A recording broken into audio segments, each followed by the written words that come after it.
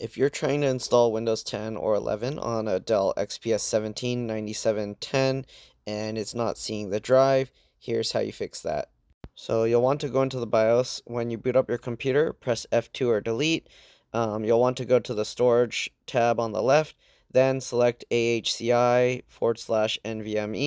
You'll see this window pop up. Change SATA NVMe operation. It warns you that the operating system might not boot and you might have to reinstall Windows. That's fine because we're doing a clean install, so just click yes. Once you've done that, you'll see that the dot will stay on that option.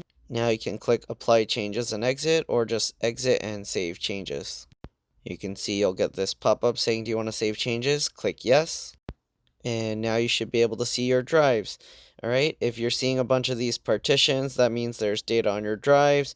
You'll want to click each one of drive 0 and delete them to basically make everything unallocated like this.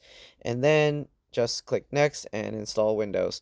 And that's pretty much it. Hopefully this video helped you guys out. If it did, like, comment, subscribe, share my channel with others so that they can learn how to upgrade and repair their devices as well. And I'll see you on the next one.